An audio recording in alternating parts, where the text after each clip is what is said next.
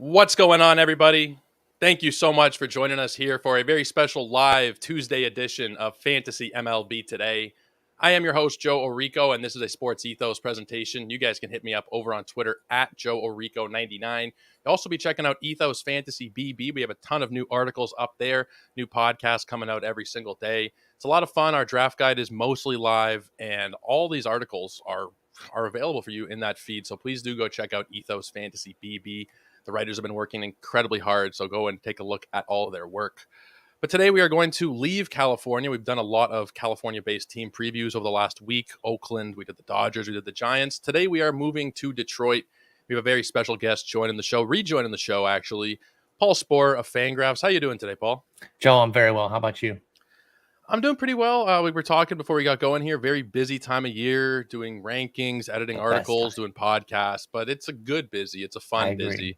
It's not like anything that's, it's a little bit of a hassle sometimes, let's be honest. But it is, if it was, anything other than baseball, I don't think that I would be able to properly do this and invest in it because it's just a passion of mine. And I know it's a passion of yours for a long time now. You want to just let the people know before we get going? You're obviously at Fangraphs, but any other work that you got working on right now or anything else you want to plug before you get started? Yeah. Of course, over at Fangraphs, the fantasy side there called Rotographs, but it's fantasy.fangraphs.com, on Twitter at Sporer, as well as twitch.tv/Sporer. Come through, got a lot of baseball stuff going there, whether it's video games like Out of the Park Baseball and MLB The Show, and also doing drafts over there. I'll have my Beat Paul Sporer League. I might do a main event. I'm going to be live in Vegas with the main event, but I might do a second and stream it there. But I'm always streaming all sorts of different drafts.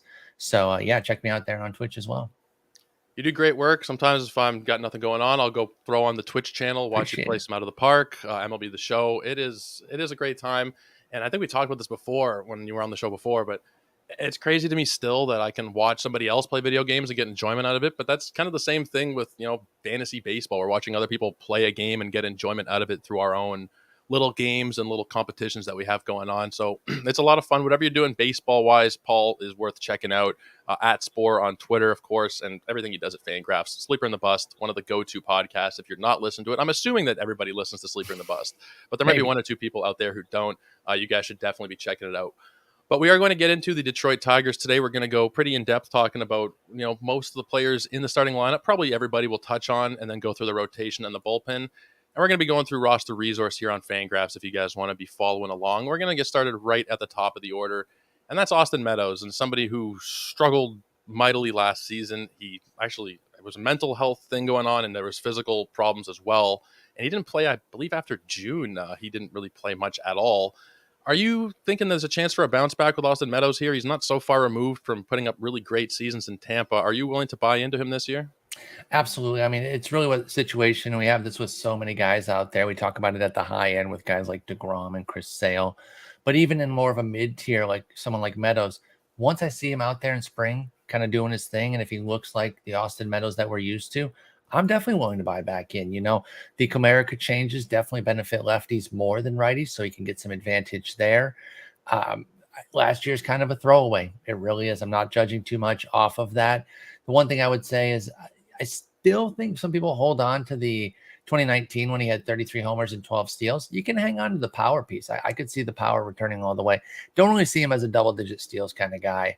I really see more of like a small handful, like a sub-5 kind of deal. But I think upper 20s homers again, and then we'll kind of see where the batting average goes. That's going to kind of depend on how good he's hitting. But that 2019 rabbit ball season, he took full advantage of it. I would really key in more on 2021, 27 homers, 106 ribbies. That might be tougher on the Tigers, but a 234 average. That's what you're looking for out of Austin Meadows. And that's perfectly useful. And if you're looking as like an outfielder 4, maybe 5, there's nothing wrong with that. So yeah, if he looks good in spring, I'm going to jump back on the Meadows train. Yeah, I like him. I like the price, which is going close to pick 300, depending on your draft. There is quite a bit of a range. Actually, I need to reset my filters here on on the NFBC. He's going 274 in these most recent drafts. I'm looking at just the most 8 recent drafts because I'm talking with people in the industry. You really need to shorten the filters when you're looking at this time of draft season. I've been looking back the last couple of weeks, but you really need to narrow it down to look at what people are doing today because things are changing so much. 274 is where he is going, minimum of 249, max of 303. I like it a lot, even if he does get, doesn't reach those same heights as 2019 or even 2021. He can give you 25 homers, probably maybe 150, 160 runs and RBIs. And, like you said, the steals aren't going to be crazy, but can he give you five, six, like the projections are calling for? I think that that's pretty reasonable to expect. So I'm in on Austin Meadows. I ranked him as a top 50 outfielder. I do think that he can come back this season and give you good value. It might not be what we were expecting based on those early couple of seasons, but still very solid value I think you can get out of Austin Meadows this season. Now, Javier Baez, projected to bat second in this order. He's kind of hard to nail down first year with a new contract, new team. A lot of players do tend to struggle in those situations. He had a bad year. Are you willing to buy into Javi Baez in 2023? I mean, I could, but I'm really not. I'm really not seeking him out. I was never a big fan of this move, and it's obviously only year one of the move. But one of my biggest issues with him kind of showed its face big time last year, which is, of course, his plate approach, and it's just not a very good one. Righties ate him alive. Righty sliders. I mean, they could be in the left-handed batter's box, and he's still swinging at it. He did close strong, though.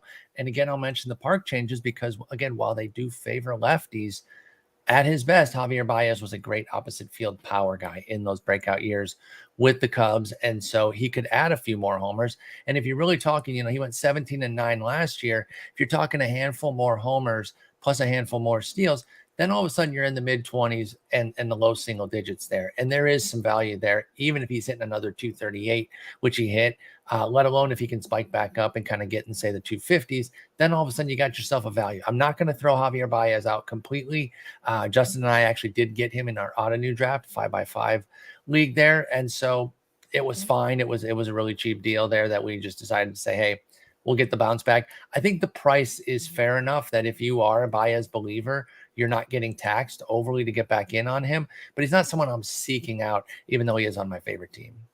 He's probably at the end of the acceptable starting shortstop list, and you might even say you wouldn't be comfortable with him as a starter, maybe more as like a middle infielder type. But I do think that we can see him get back over 20 homers. The narrative of first year in a new team, I do think that is a legitimate thing. It doesn't happen with everybody. I mean, just talking with Matty Wood yesterday about, Freddie Freeman, there was no first year in a new team kind of thing for him. He was fantastic. But most players, Francisco Lindor comes to mind, Corey Seager, they're not as Carlos Beltran ages ago. You can look back through, and it's never that it's always going to happen.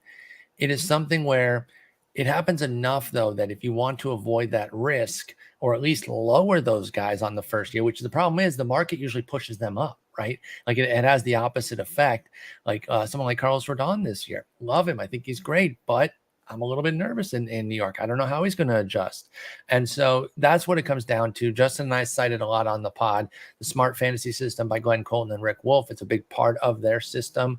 And so it is just something to kind of have an idea about. It doesn't mean you have to universally avoid everyone in the first year of a huge deal because you never know how guys are going to react. But it's that uncertainty paired with usually a price jump that makes them maybe worth taking a second look at and being more cautious with.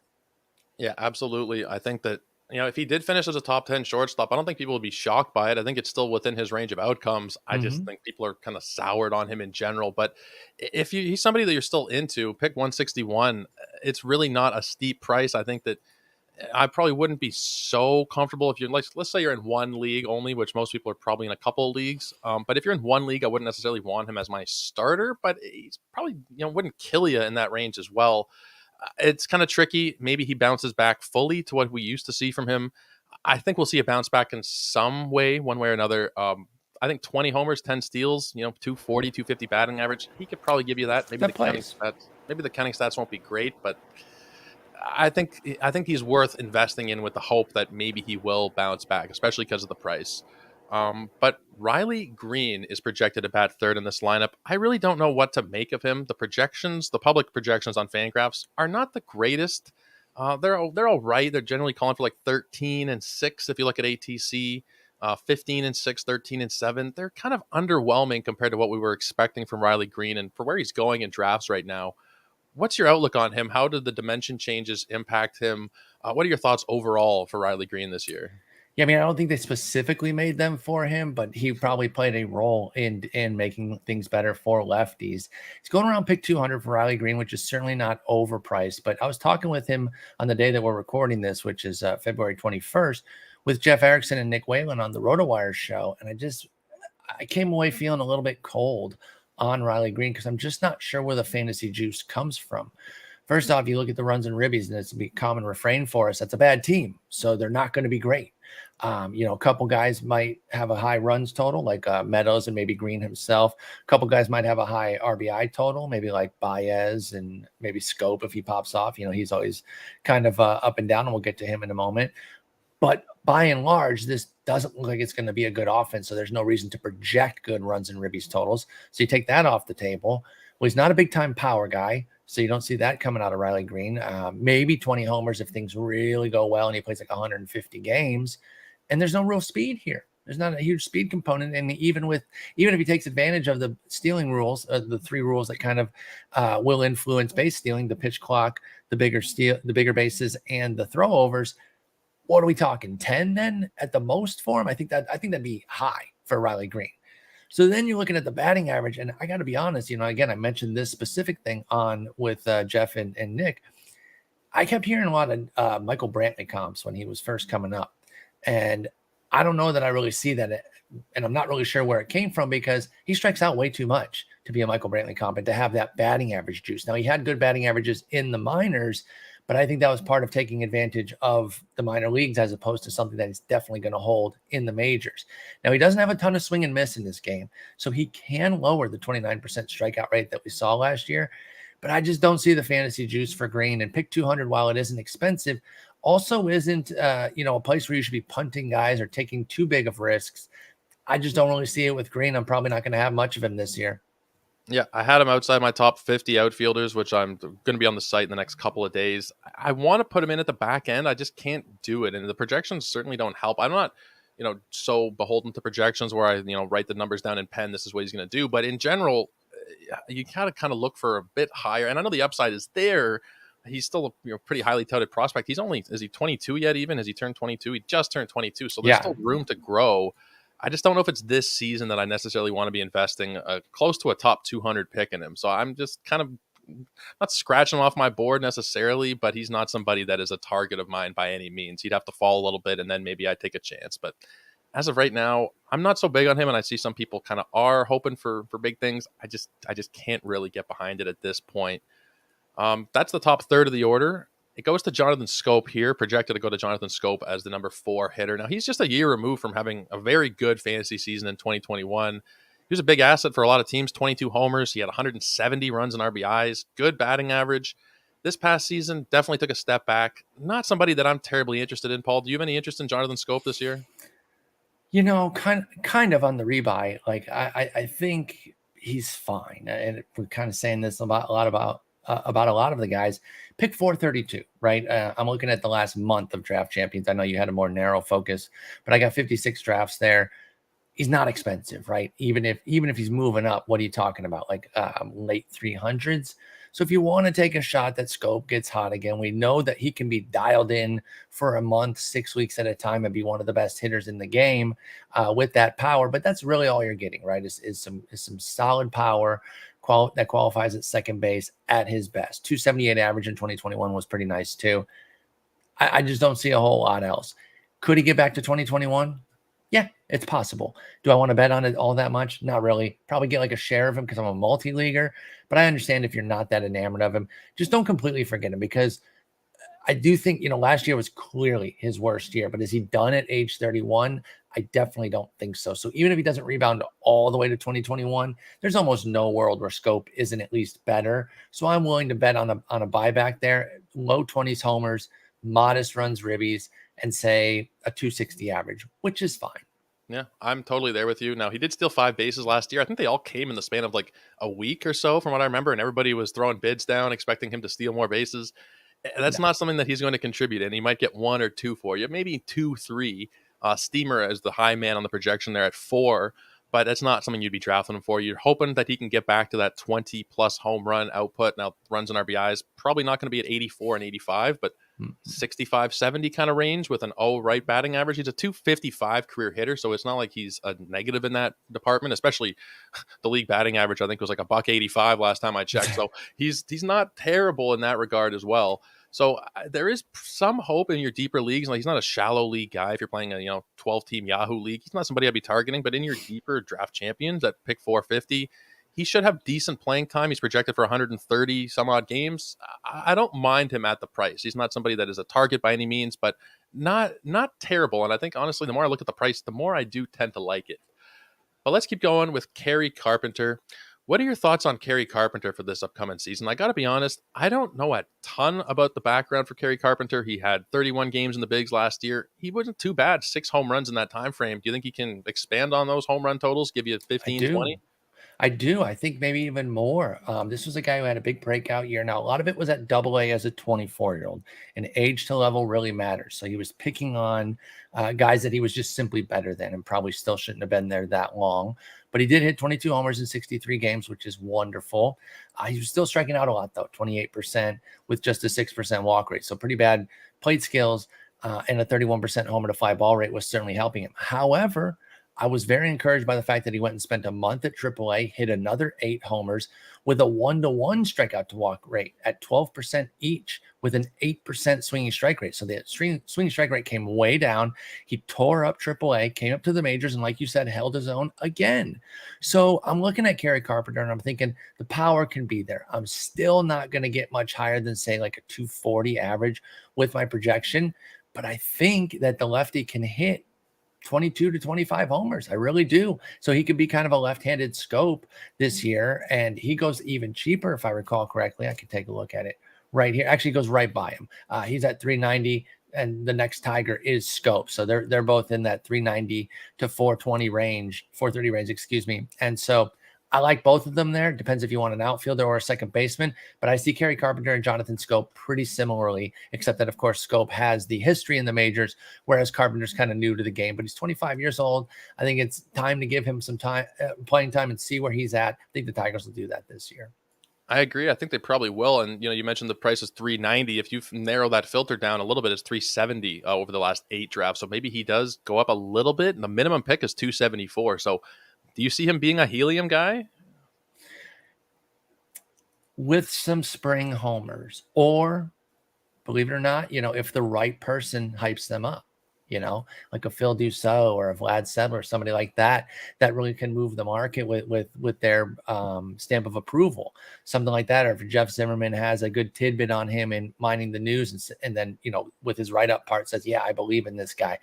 That, or like I said, 6 or 7 spring training homers, then I think Kerry Carpenter will move up. But I still think he's going to be affordable no matter what. I doubt he would get to a cost prohibitive standpoint. So sign me up for Kerry Carpenter on a kind of a sleeper sort of deal. Yeah, I think he'll probably not enter the top 300, depending, of course, on what you said. It'd be surprising, right? Yeah, at 370 right now. It would take a lot. I just don't think it's going to be there to get Kerry Carpenter that high. His min is 274, but that's one person, right?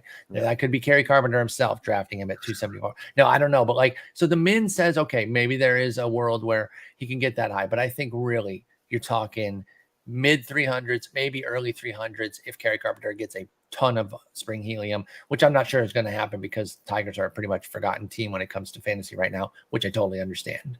Yeah, I'm just trying to see. He's just like barely a top 100 outfielder right now, 95th. So I agree with you there. There is a lot of value to be had, assuming he doesn't move up too much, and he probably shouldn't. So he might be a quote-unquote sleeper for this upcoming season, depending on where you're playing, who you're listening to. But keeping it going with Eric Haas. And I tend to like Eric Haas, I think, more than the average person. 2021 was such a great season for him. This past season, not quite as good. He did boost the batting average a little bit, but the power did regress. Where are you at on Eric Haas right now? I missed on him last year. I got to be honest. I was pretty firmly out, really not thinking that necessarily that the playing time would be there, that he could get that supplemental playing time in the outfield, but it ended up being there. Now, part of it was that he ended up playing a bit more catcher than I thought too, but I was like, if he doesn't get those supplemental ABs in the outfield, then he's not going to have enough time behind the dish, because I kind of believed in Tucker Barnhart. Well, that was my stupid fault there, as he only played 94 games. And so Haas ends up putting 110 games on the board, 351 plate appearances, and did quite well. I was really worried that he could hit like 200 or under 200 as well. That was another thing that I missed on him. And he ends up hitting 254, jumping up, like you said, from the 2021 breakout when he hit 231. So I was just a flat miss on Haas. I am going to adjust a bit and not be as down on him. That said, still talking about a pretty bad plate profile with a 28% K rate, 7% walk rate. And that does put a lot of onus on his BABIP, which was up to 316 last year. And if Haas's BABIP falls down, I do still see a lot of batting average risk. That said, as a C2 who doesn't go particularly expensively, if you play in a 2-catcher league, I get it if you want to get in. I'm not even fully out this year. He's inside pick 300, 291. Well, what time frame are you using, by the way? I want to use the same one as you instead of quoting something different from you. I'm just looking at February 10th to February 10th. Okay. Now, yeah. The last 8, like I said, I was doing the last month, but I'll do that same time frame. So he's at 283 there for Eric Haas. That's okay. I'm probably still looking for other guys around him. But again, I will take my L on him last year. I'd probably rather a buyback on Yasmani Grandal right before him, or maybe a Nick Fortes scoop about 50 picks after him. I don't know. And honestly, I don't mind the Gary Sanchez gamble, which is over 100 picks later than him. I know he doesn't have a team yet, but if he lands somewhere nice, I could see Gary Sanchez getting a decent bit of playing time. And so I probably just do that instead. But again, I'll reiterate, fat L on Haas last year. Didn't like him at all. Thought he was going to be a total bust, and I was dead wrong. It happens. Of course, I'm doing rankings for the first time this year, so can't wait to look back at the end of the year and see who I missed on. I'm with you on Grandal. I have him as a top 15 catcher, a little bit ahead of where I have Haas and Fortes and those guys. It is tricky though. With Gary Sanchez, as a side note, is another one. Like, I moved him down a few spots in my rankings just because of the uncertainty. But if he does sign, there's no reason why he couldn't bounce up and beat. I've seen Boston and Colorado rumors, both of which are appealing, of course, but we just don't know yet. He could go somewhere and be a backup. He's not a particularly good catcher. I get it, but Sanchez is so cheap that in the leagues where I am doing 2 catchers, or in the draft champions where you need like 4, I've been open to getting some Gary Sanchez shares and just saying, hey, let's see what happens. We know he can hit for some power. He can't really hit my weight. And for those that don't know, I'm a stick figure. So that could be a challenge for Gary Sanchez, but I will take that shot, especially when he's 100 picks cheaper than Haas. Yeah, I'm talking here with the Tristan McKenzie lookalike. I think that's right. I forget if it was you or somebody else who said that on a podcast. I was driving. It was me, because we are dead match. He's 6'5". I think he's listed 6'5", 170, and that's literally what I am. That's hilarious. Obviously, a little bit different. But we look slightly different. Let's just not be crazy about it. He's black, I'm white. I mean, we don't have to beat around the bush there. But when we say the comp, we're talking about the body comp specifically. Yeah, absolutely. And Tristan McKenzie, very interesting player to go into. Love him. But we'll save that for when we go into Cleveland. But let's keep going with Nick Maton. Maton. I'm actually not sure. Maton. That's what Maton, of course. Haven't heard. I only know that because of his brother. Because Phil, I haven't really watched Nick pitch or Nick play either. But his brother Phil Maton. That's how Maton. Maytahn is the pronunciation guide. Kind of tricky. I guess I haven't heard broadcasts in a little while. I haven't heard, home team announcers pronouncing these names, and sometimes they butcher it regardless. But what are your thoughts here on him going into the season? Not the greatest, cup of coffee last season. 35 games with Philadelphia. He played 52 games in 2021, but we've seen high K rates with not a bad walk rate. But there's not really so much that I'm interested in. Are you seeing something different with Nick Maton? Not necessarily, utility guy. I like that trade. We'll get into another piece in that trade here shortly. And there was some punch last year, specifically with the 264 ISO. I don't know how much to put into that, though. It's a small sample where he blasted 5 homers and 85 plate appearances. I don't want to say that can happen for anybody, because it probably would never, ever happen for D. Gordon, no matter how many 85 plate appearance samples you gave him. But you get my point. A guy of any sort of capability can pretty much go off for a small sample. And this is why we hammer small sample volatility, because you don't want to extrapolate this at all. I would really look at his minor leagues and what he's done. He's a big swing and miss guy. Like you said, Maton does take his fair share of walks, so he can get on base at a decent clip, but he's going to be down the bottom of the order. He's going to be in a platoon role. At least he'll be on the strong side. I'm not seeing a whole lot here. A little bit of pop, weak average, and then even worse runs and ribbies because he's at the bottom of a bad order. Yeah. I see him as like a DC dart throw at the end. He's not going until, after pick 600. He's projected for more than 100 games, depending on where you look, but the lowest projection is 97. So he'll be out there enough that I think that you can justify a post 600 pick in a DC, slot in some playing time later on. I believe he's just second base eligible right now. Or no, he's outfield eligible, actually, excuse me. But last year he played second base, left field, right field, third, short. Maybe he picks up a second position in there. He'll bounce around for the Tigers. I really do think Nick Maton is brought in to be kind of a super util. He'll probably play a decent bit, and third base could be his home, but that doesn't mean that he won't play some second, some outfield. I don't even know. He seems like the kind of guy who can also play some first if they need him there. So we'll see. I think he'll bounce around a bit, but third base, he'll pick up that eligibility pretty quickly because that is where he's at least slated to start on the strong side. Yeah, I think he is, but there's really not much interest in a shallower league. And I try to focus. I try and mix it up a little bit. The offseason is so NFBC centric because that's, what the ADP is. That's where you can draft in the offseason for the most part. I'm going to start trying to transition a little bit more into 12 team content, Yahoo and home league stuff. He's not a home league target by any means, but if you are in a DC and a deeper league, then I could see him being a target past pick 600, but nobody to get too excited about anyway. But the next guy up might be somebody to get excited about, depending on who you are and your outlook on him, and that's Spencer Torkelson. Now, he was about as disappointing as you could possibly be last season. I think there's also a part of it that, he's juxtaposed with the rest of that rookie class, which was so good. He had 8 home runs. He had a bad batting average. He didn't steal any bases. Where are you at on Spencer Torkelson? Are we thinking this is the year? Or do you think we need another year or two before he is really, truly a fantasy asset?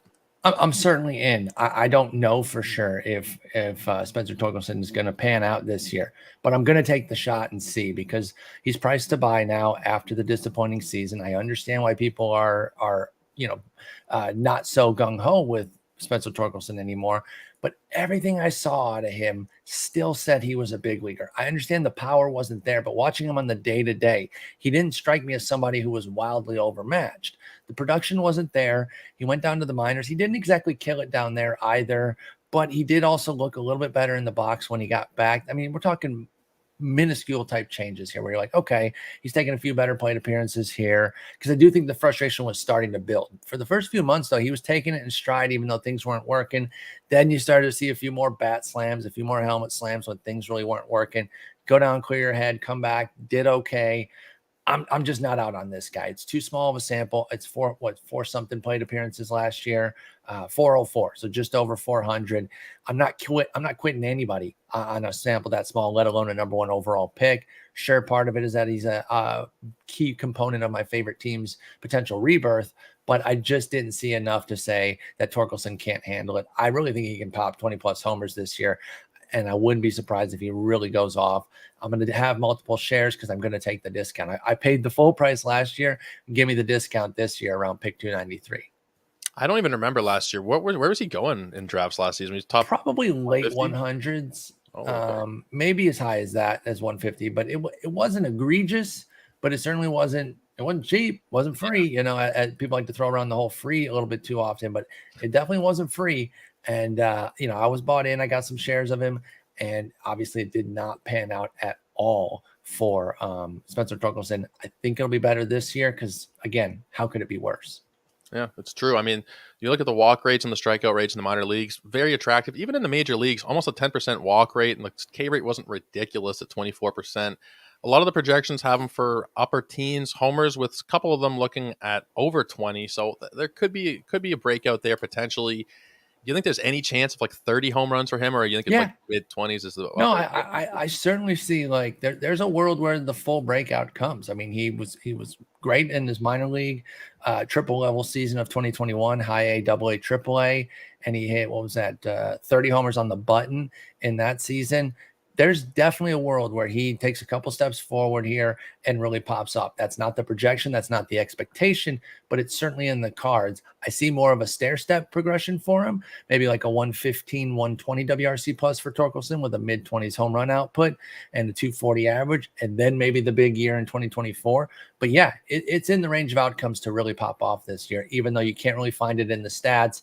If you believe in pedigree, and I'm a pedigree guy, I believe in prospect pedigree. Doesn't necessarily mean that you are blessed to be a top player if you're a high draft pick, but I believe that the league gets more things right than wrong these days, and so I'm going to give somebody more than 400 plate appearances before I write them off as a super high draft pick.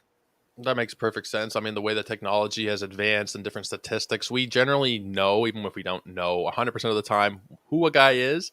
And it's kind of tricky because guys get drafted at 19, 20 years old, sometimes even younger. Sometimes we miss. Sometimes the industry misses. The prospect scouting isn't always perfect. But with somebody like Torkelson, I completely agree. 400 at bat or 400 plate appearances is definitely not enough to fully write him off. And the price, like you said, almost pick 300 right now. If he does pop off, he's right in that range where you can kind of take him with the last pick of your 12-team draft. If he doesn't pop off, you drop him. There's tons of replacement value, but if he does pop off, you might end up with, maybe not a top 100 player, but it is within the range of outcomes for him to be a top 100 player, I think. And even if it doesn't happen this season, it should be coming at the latest, I would hope, by 2024 for Torque. He's still very young. He's 23 years old. Still a lot of room to grow, just like Riley Green. These guys didn't have the greatest debuts, and I think we juxtapose them with Julio and Bobby Witt, and those guys who come up and they are just amazing, and we think, oh, these guys are shit. That's not the case. They just need a little bit more time in the oven, probably, until they're fully risen. But let's talk about the number 9 hitter in this order, the projected number 9 hitter, and that's Akil Baddoo. And I wanted to be in this season, or this last season, I guess, at this point. Not a great year for him. Still, we know that there is speed. There's a bit of power there as well. Where are you right now in terms of your Akil Baddoo outlook for 2023? Well, let's just acknowledge that he was probably my biggest miss last year. I was very in on Akil Baddoo, taking him in like 10th round of 15-team leagues. So you're talking top 150, top 160-ish. And it didn't work, obviously. And so I still don't really understand why they just quit him, just like flat out of nowhere. There he's batting 9th and getting platooned off rip after such a strong 2021. I really, really loved his rookie year. The changes he made in season, the development, the fact that he was leading off. Then he has a big spring, which, we don't put too much in the spring, but there are certain factors in spring that you care about. Power, strikeouts, walks. These factors look good. He was penciled in at the top of the order. He got like one shot there, went 0 for 4, and then well, this guy sucks. And it almost became a self-fulfilling prophecy because then they're barely playing him. He gets sent out. And it was an unbelievable dud of a season. There's no two ways around it. Now, he did go down to AAA, and he crushed for the month that he was down there. And I was really impressed with the 20% K rate, 15% walk rate, 142 WRC plus, 3 homers, 7 steals in 30 games. So that's really, really nice. I still believe going to be 24 this year. He's a Rule 5 guy. So he's really young still, learning on the job. Prospect growth isn't linear. I talk about that all the time. It's not my phrase, but I learned it and fully kind of believe in that. And so you have to be careful with guys, and you can't overreact one way to the positives or the negatives. And so I'm definitely not going to quit this guy. I really believe in the power speed combo of Torkelson. I hope they commit to him this year, of Torkelson, of Baddoo. And I hope they commit to him this year. And I'm buying back in because he's completely priced to buy now. I mean, he's basically off the board in 12-team leagues for sure. 15-team leagues, he's picked 466. So what am I paying there? Nothing. I'm definitely back in on my boy Akil Baddoo.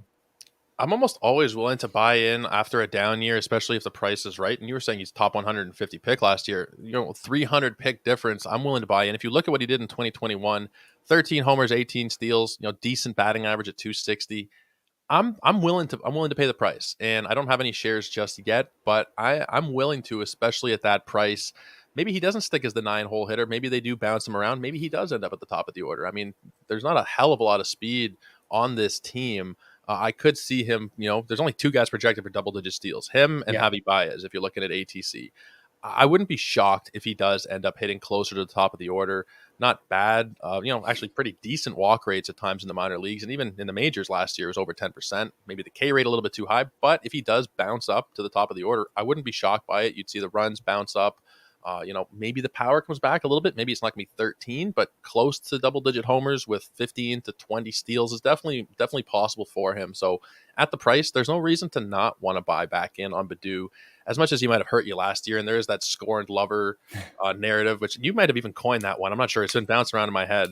But there are certain players. I've definitely used it. I don't know if I coined it, but like I run the other way. There's some guys in the industry who have talked about this too, where they say I go the other way and they owe me now. Like when I get burnt, I need something back from you. So I'm going to draft you because you now owe me. So you can take it both ways. You can quit them completely and push them off to the side, or you can redraft at the discount, say, now give me something and I'll take my value, if you will. But I really do think Baddoo, 132 was his main event ADP last year. Now it's a big part of it. Like I said, I took him very high. I wanted to get your guys. I loved him. Favorite team, everything added up. And I thought everything was going to be there. Disaster season. Think there's a bounce back this year, like a 105 to 115 type WRC plus double, which is double-digit homers and steals, and decent batting average. I'm thinking like 240, 250, somewhere like that. And I think we'll have a good season. I'm back in on Baddoo for sure. I'm there with you. I'm really hoping that he does, especially on the price. I'm going to have some shares. We'll see where I end up getting shares. TGFBI actually just leagues announced, so maybe we'll get him in TGFBI. We'll see what happens. But in terms of the rest of the bats on this team, we've gone through the starting lineup, but anybody who's on the bench or the minor leagues who might be able to make some noise, I think we're probably past the expiration date on Miguel Cabrera, but is there anybody else who might be able to be fantasy relevant for this team who's not necessarily, at the top of the order, or somebody that you might think of off the top of your head? I will say on Miggy, another guy who at his best is an opposite field home run guy. And so maybe the park changes do give him a few extra homers, but you're talking like AL only fill-in at this point during his swan song. But Matt Vierling, the other part of that trade, the other big part of that Gregory Soto trade with Nick Maitan, Donnie Sands, backup catcher who also came in that deal. But Matt Vierling, capable outfielder. Now he's probably going to be on some short side stuff right now. It could actually be platooning with Baddoo, but we'll see how all that plays out. And of course, Meadows needs to stay healthy, and we'll see where that's at with him. But if not, then I do think Vierling would be a big beneficiary there and get a lot more playing time. A little bit of pop, a little bit of speed. I think if the playing time is there, he's somebody that I'd want to pick up. Say something happens to one of the outfielders for the Tigers, they're going to be out for an extended period. Vierling almost certainly going to be the guy that would absorb that time. I see him being like a 15-team type pickup and deeper, of course. And so I don't think he's special or anything like that as a hitter, but he can be like a league average type hitter, pop, speed, and a decent batting average. That's what you're looking at out of Matt Vierling. Probably the only guy on that bench between Jake Rogers, the backup catcher, Miguel Cabrera, Matt Vierling, and Tyler Nevin. Vierling's the only one I would give any consideration to in a draft champions right now. Yeah, I would agree. His price is just inside of 500, 499, and he's already projected for 102 games. If you look at the bat X and the bat, if there is an injury, maybe we see him push 120, 130 games. Again, not a shallow league target like a lot of these later guys in the lineup are for Detroit. They're more deeper league guys, but if you are in a deeper league, if you're looking for the potential for plate appearances in a draft champions, you might get 400 plus plate appearances out of him from a very reasonable cost here at pick 500. Not somebody who will be a helium. We mentioned helium guys earlier. He shouldn't be. He's not going to be somebody that does. Unless he starts mashing in spring and ends up with a starting job, I doubt it. But he's definitely somebody to take a look at if you're a little bit later in your draft, hoping to fill in some playing time, which is all you're really trying to do at this point of a deep playing time down the line. So he's definitely somebody who could not come up, he's already up, but emerge a little bit this season in the starting lineup, assuming that there is some kind of injury. But let's keep it going and talk about some of these starting pitchers. It's not the greatest situation for sure. Eduardo Rodriguez, if he is your ace, then there's probably not the rosiest outlook for the season. But where do you stand on Eduardo Rodriguez right now? I love Erod. I thought it was a good pickup last year. Things didn't go well. There was some off the field stuff. They kind of took him away from the team for a while. So you wish him the best dealing with that. It's something that not our business what it was. Team gave him time off. Hopefully everything went well and he got back. I think there's still a good pitcher here. He really wasn't that bad when he did pitch. 4.05 ERA, 133 WHIP. That's kind of in line with a lot of what he's done. I thought he could improve because he's going to a better park. And I was hoping that maybe, keep that ERA in maybe like the more mid threes area, 360, 370 type range. I certainly think that's in the cards for Eduardo Rodriguez. The 8% swinging strike rate was really disappointing because he's a career 11% guy. So to see that dip was a problem, but I'm willing to give him a bit of an injury and off the field washout for last year and kind of assess him similar to what I saw coming into last year, which is as the Boston guy. Give me something in the upper threes with his ERA. The whip will be kind of the deciding factor of how good he is, whether he's like 10 team viable or more of just a deeper league, because he's always been a bit higher thanks to his walk rate and even some elevated hits. What I'm hoping the park will do is knock down some of those hits for him and kind of get him back maybe under 8 for the first time in his career, which would help him have like a mid 120s type of whip. So I think Erod price to buy. Again, all these Tigers, no one's expensive. We've already covered the most expensive guys. Nobody's expensive on this team. So if you like any of them, they don't cost you a thing. Pick 340 for Eduardo Rodriguez. I got no problem with that. You're talking about like your 6th, 7th, 8th starter. No issues. I just find him a little bit boring. And I think that's why maybe some people look away from him. The K rate went down a lot, but you have to kind of give him a mulligan based on last year. There was personal problems. I believe he was injured at some point for a while as well. Mm-hmm. So not his best last season for sure. I just look at him for the career, and he's never been like the greatest fantasy asset. He's definitely more of like a back end guy, like you're saying, SP 5 or 6 or so. And where he's priced, that's about where he is at 340. I just don't find myself ever really drafting him because I just don't really see much upside. There's not much win upside. With Detroit, the K's have always been historically not bad, 25, 26, 27%. Hopefully he can rebound that, but that's where he can get back. If Erod's going to deliver this year and give you something more, it's going to be the strikeouts coming back. That's what I'm hoping for. And I mean, the projections they're calling for like 23%, 22, 23% at the bat, as low as 19. I'm personally not there. He's not somebody that's like a target of mine. I could see him bouncing back and giving you, something similar to what we saw in Boston 2018, 2019 with a high 3s ERA. Probably not going to win 19 games. I guarantee he won't win 19 games, but maybe he is somebody who can have a bit more value than I'm giving him credit for. I just find him to be not somebody so exciting. I'm trying to draft more for upside at this range, and I don't really see so much of that with him. But there is definitely a world where he can return a positive return on your investment here at pick 340. I don't know what it is about him. There's just something in me that I just can't ever draft him. I don't know that I've ever drafted him for fantasy. He's just, I don't know. Maybe it's just the strikeouts, but the strikeouts aren't even that bad. I don't really know what it is, Paul. I'm really not sure. I'm just not a big Erod guy. I will say, Erod is kind of boring. So I totally get it. And a boring guy on a bad team, what are you really looking at? For me, I see some volume, see some strikeout potential to return for Erod, and thus can be a nice little rotation filler. Yeah, absolutely. Not something that I'm excited about, but at that point in the draft, you're not really that excited about anybody at pick 350. There might be the odd 1 or 2 players who have some upside, but at that point, if you're looking for, and it depends on your mindset too. If you are looking for upside versus just a little bit of stability, somebody who has been around a while, it's different mindsets, different strategies, but take Erod where he's going and hope for the best, I guess is what I can say here, because the price is really not too bad. But moving on in this rotation, Matthew Boyd is projected to be the number 2 starter. Where are you at right now on Matthew Boyd? Listen, I'm a long-time Boyd boy. I'm glad he's back in Detroit. He was always somebody that had those flashes, kind of showed that he could be something pretty good, but always had those homers come back to get him. That was always the big issue. But he got back on the mound last year, 13 innings of relief for Seattle. I think there's still something here where he can be a decent mid-rotation type guy. Maybe he doesn't get all the way back up to the 185 innings that we saw in 2019 because he has had so few innings over the last 3 years. But at the same time, he's 32. What are they going to do, baby him? I don't really see that. So I think if he's healthy, there will be a big inning spike. I don't think we have to plan and say, oh, well, if you add up, last year's innings and 2021's and then 10%, no. I don't think we need to do that with a veteran who's been to the mountain before in terms of 32 starts, which is kind of the peak of what you're going to see in a given season. If Boyd is healthy, he's getting $170, $180, and it can be decent. It can be decent. But again, you're talking about rotation filler deep in a draft. It's a bit like Erod's situation there. And if you didn't like Erod, I'd be surprised if you like Boyd. And I totally get it. Yeah. Again, just kind of, there's nobody in this rotation that I'd look at, except maybe the exception of one guy that I would really be that interested in for fantasy. Matthew Boyd is kind of a fallback option. inning filler, hoping that he can do, maybe a low 4s ERA with decent K numbers. I mean, again, not shooting for the moon here, just more stabilizer at the end of your rotation. But man, I feel for you, Paul. I feel for you looking at this Tigers team, man. I mean, we did the A's preview last week, which was probably our darkest episode. Well, we haven't done the Nationals and the Pirates yet, but I mean, A's are going to be the worst, though. I think the A's. I think Nats and Pirates at least have more to latch on to.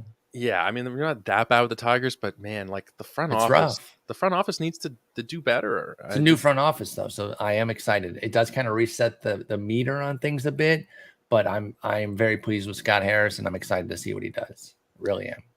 Where are you at on the projected number 3 starter? And that's Michael Lorenzen, who I don't believe he's doing the two-way thing. I mean, I remember he was 2 players on Yahoo for a while as a pitcher and as a position player. I think he's just going to be a pitcher at this point. What's your outlook on him for this season? I had some hope for him last year. Transitioning fully to starter, got off to a decent start, and then it kind of came unraveled. I'm keeping my hopes in check this year. Still going to obviously be rooting for him. He's on my favorite team now, but the underwhelming swing and miss capability paired with the continued issues with the walk rate. He's been over double digits each of the last 3 seasons, 2 of which were in the bullpen where your stuff's supposed to play up. You're supposed to be better. That kind of leaves me a little bit cold. Again, we're looking at, he put up 4.24, 1.28 ERA whip last year. I don't see any reason he can't do that again. But what is that? That's a 15 team. That's a draft champions fill-in. That's an AL only guy. And that's about it for Michael Lorenzen. I'm not sure I can go much deeper than that. I'm hoping for more, but it's wish casting because I don't really see a path where you could expect much more. Yeah, I'm totally there lockstep with you. I'm assuming you're going to say something similar for Matt Manning. Again, just somebody who is not that exciting. I'll let you speak there, but same kind of more upside with him. But where we're at right now pans out to be a lot of the blandness that we've seen with the other guys. However, you're talking about a 25-year-old one. These other guys are all in their 30s already. I do think there is a path to more, but he needs to develop. The slider needs to come forward. The curveball needs to come forward. One of the 2 breakers needs to come forward and really start getting more swings and misses. But he did put up a 343, 117 last year. But you look at the underlying and it says, be careful with that 445 Sierra, skill interactive ERA, 378 FIP if you prefer that, 18% K rate. A lot of numbers there. Bottom line was he was pretty pedestrian, similar to all the other guys we've talked about thus far. But at least at 25, Matt Manning as a premium prospect has a path forward if his stuff develops. It's just a matter of if he can find the extra step with the fastball, with one of the breakers, and really jump. If not, he's going to be pretty pedestrian again. I will take a shot on him, though. Young pitcher that I thought we saw some things from last year, but it was definitely inconsistent. And I'm not staking many hopes on him. You're talking 468 in the draft champions drafts right now. It's just more filler. Yeah, I'm totally there with you. These guys are not the most exciting. The most exciting name for me in the rotation probably totally agree. Slotted in to bat. Sorry. Totally agree. I'm sorry I jumped you there, but I was just going to say I totally agree with this next one that you're going to hype up. Spencer Turnbull. I mean, that's my guy. We didn't see him last year. It was TJ. Yep. I believe it was TJ. But the last couple of times we saw him on the mound, 2021, 2020, albeit short sample sizes, but sub 4 ERA in 2020. And then 2021, it was 288, granted 50 innings, but he was pretty damn good. I'm willing to buy back in this season because the price is pretty damn reasonable at 445. Yeah. You seem to be agreeing with me here on Spencer Turnbull.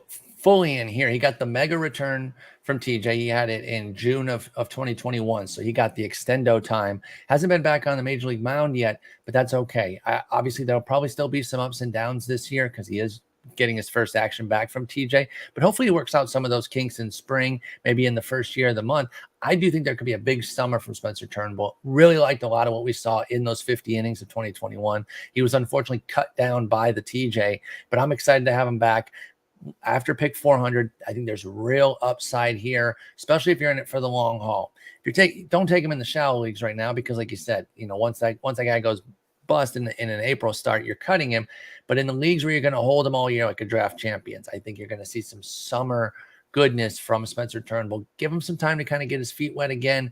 Let April go through, maybe even into early May. But I think once he kind of gets himself settled again, I think there can be some goodness. I think he's going to end up being a waiver pickup of note this year in the shallower formats, and a nice deep league play that you hang on to like Draft Champions and Spencer Turnbull should pay some nice dividends.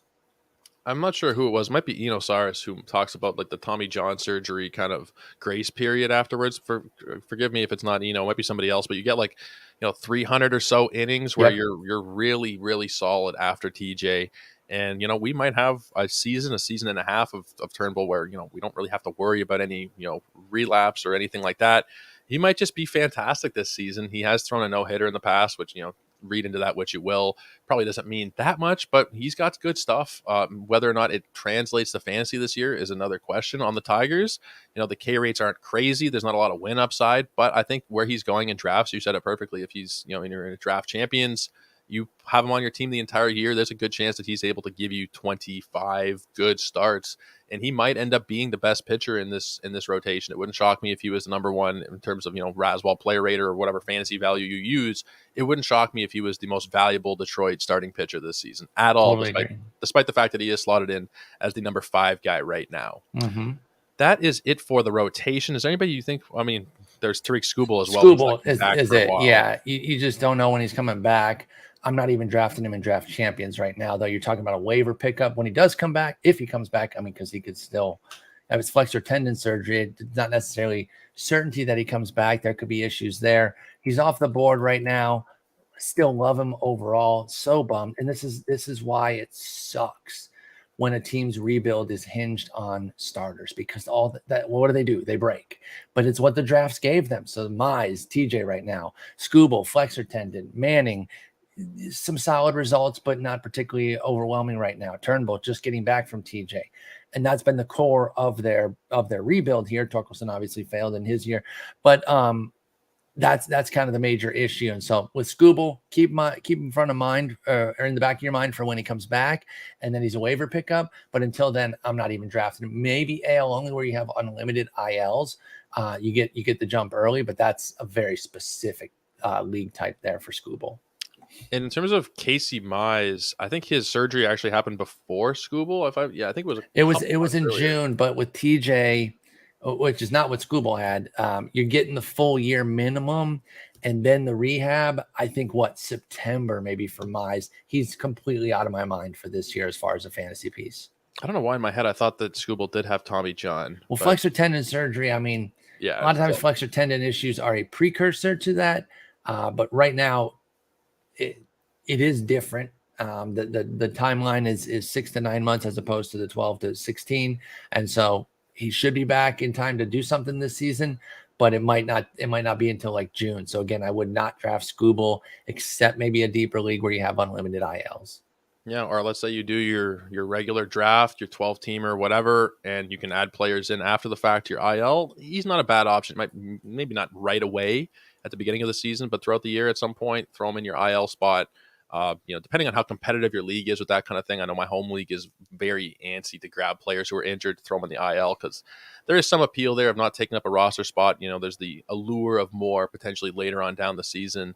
So I think that would be where I'm at right now on him. I like what he did last season. He was very good. But he's probably not going to be somebody who has much of an impact for the first half of the season anyway. And his price, at $463, he's going in a similar range to Spencer Turnbull. I'd be taking Turnbull every time. 100 out of 100 times there. I don't really understand why Skubal's going that high right now with built-in missed time. Like there's almost no chance. I'm not even going to couch it with an almost. There's no chance that he's making it back for opening day. Everything says that he's not. So unless he just miracle heals and gets back on track, I just don't see it. Yeah, I'm totally there with you. The last part of this team to go over is the bullpen, and there's no more Gregory Soto. It looks like Alex Lang is going to get the closer role. People are drafting him as though he is. He's pushing top 200 ADP right now. Do you think that he is the closer undisputedly, or is there some room here for maybe somebody else to take the job? Or if he did get hurt, let's say, let's say you think Lang is the closer. If he does get hurt, who would be next in line to replace him? On the team right now, man, I really don't know. Like Will Vest showed some things at times last year, 23% K rate, 8% walk rate wasn't too bad. but he had some blow-ups that kind of blew up his ratios. You know who it could be as a non-roster invite? Matt Whistler. He's shown some things. Now, his strikeout rate fell apart last year after 2 big years at 33 and 32% respectively. He was down to 20% last year. I imagine there was an injury at play there because his velo also came down, although his velo's never been all that great to begin with at 92, but it was down at 90. So 2 miles an hour lost on velo, big strikeout rate dip. I guess I could look it up right now since I do have a page open where I can do that. But yeah, he must have gotten hurt. Matt Whistler's a non-roster invite. I could see him being the guy that maybe kind of gets in the mix there. But other than that, if it's not Lang, if you draft Lang, don't worry about a handcuff. If he busts or loses the job, you're looking elsewhere anyway. But Lang did a lot of good things. He does have some command issues, which you see from these flamethrowers out of the bullpen consistently. Hey, it's just right-handed Soto at that point, right? I do think he has more command than Soto, which is a key distinction, right? Command and control are different. His control is wonky, Lang's is, but his command is better, so he doesn't give up a lot of the blow-up homers the way that Soto would. 30% K rate, though, 19% swingy strike rate. That's insane, and says he could even strike out more than that. There's a lot to like with Lang. And the saves, they won't necessarily be super plentiful. You still want guys on good teams, first and foremost, when it comes to saves. But hey, in the past years, Soto's put up 30 and 18 in the past 2 years with his saves. He got 30 last year on a terrible team. Not saying Lang will, but if he can get mid-20s, you're certainly loving that out of Alex Lang, given where he's going. It doesn't happen all the time, and there's random outliers. But I look at Daniel Bard last year on a 68-win team, had 34 saves. I'm just pulling it up now. I think it was 34 saves. He saved half of their wins, even though it was only 68 of them. So you do see crazy things like that happen. And when you're looking at Lang, you got the 30% K rate to build off of. He changed his pitch mix a little bit this season, as opposed to 2020. But I'm in. I mean, the price, if he is a regular everyday closer after pick 200, there's really not that many of them going at that point. If you miss out on some of the earlier names, and even if you hit on some of the earlier names, I'd be taking Alex Lang. I think there's no problem at all with the draft price, assuming he doesn't move up too much, and I don't really think he will so much. Maybe, end of the top 200, in the 190 range he'll push up to, perhaps. But as of right now at 220, I'm really liking it. I think that, like you said, he is the undisputed closer, most likely as of right now. There's nobody else who you can really even look at in that bullpen and say there's a clear number 2 option, a clear 8th inning guy even. No. It is a little bit muddy there. So I think Lang would be the guy. Is there anything else Tigers related that we might have missed on, a certain player or a certain fact to be looking at? Keep an eye on Joey Wentz. He's a lefty pitching prospect who's pretty solid. He's on the 40. He made the team last year. He had some good outings. He could certainly be in the mix. Same with Reese Olson, a right-handed pitching prospect, peaked at Double-A last year, but had a really nice season in 120 innings there at Double-A. So he'll be in Triple-A just a call away at age 23. A couple of decent guys there, and maybe one of them could end up in the bullpen mix too if everything's going well with the rotation, and then something happens with the Lang. Olsen specifically, I could see, because I think he's got a little bit more of the wonky command. But and Wentz being the lefty, I know we've seen less of the bias against lefty closers. That's usually because if they're the only lefty in the pen, they won't have them for when there's a key lefty coming to bat. But they do have Chasen Shreve as a non-roster invite and Tyler Alexander. So if they have a couple other lefties, they could go to Wentz in the closer's role if Lang busts. But I actually like both of them more as starters, Reese Olson and Joey Wentz. Wentz was not bad at all in his 7 starts last year, 3.03 ERA. He doesn't strike out a hell of a lot of batters, 20%-ish, but it was higher at certain points in the minor leagues. He could probably bounce back up to 25-ish%, maybe even a little bit higher. I do like Wentz, even though he is not on the roster right now. I don't even know if he's being drafted. He might be like a last round kind of pick. Actually, he's going in 620, a little bit higher than I would have expected, considering he doesn't have a role right now. But still, after pick 600, you're throwing darts at that point. Absolutely. And he could be somebody who does end up making 15 somewhat starts. I mean, the projection systems all have him going for at least 15 starts. The Zips thinks he'll make 20. So there is definitely room there for some value considering the draft price. But Paul, I think we've covered it in pretty good amount of depth here. We've gone over every single member of the lineup, the rotation, and we've gone through the bullpen. I shouldn't be calling you Paul, because from what I remember, when people call you Paul, you think you're in trouble. I think that's Nick specifically. He calls me Sporer, and if he says Paul, then I've angered him. Well, Paul Sporer, whatever it is that people call you, and I'm sure there's some other names in there as well. But we are very glad to have had you back on the show. It's always a great time. It was great meeting you in Arizona and It's awesome. sitting with you at the bar there. It was my first time going to Arizona, and I talk about First Pitch Arizona probably once a week on the show. It was so awesome to be there with you and everybody else, kind of just meeting everybody in the industry for the first time. It was a fantastic experience. I'm going to be there again this year. I'm assuming you will be again too. Absolutely.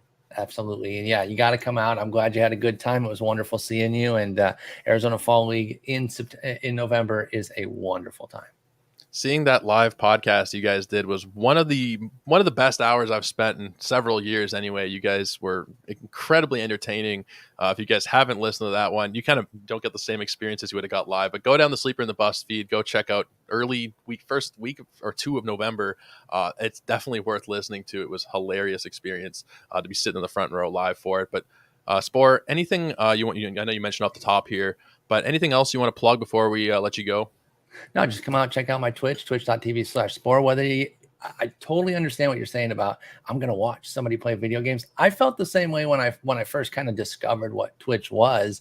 And then you realize, it's about hanging out. Think about it back in the day, sitting around the Sega with your friends, maybe two people are on the sticks and everyone else is sitting around hanging out. That's basically what it is. And a lot of people who are watching me play are playing their consoles at the same time. So it's almost that same sort of vibe. If you like baseball, whether you're a video game fan or not, we're usually doing cool stuff out there. And so twitch.tv/Sporer, I stream several nights a week, and just come check it out. Give it a chance before you dismiss it.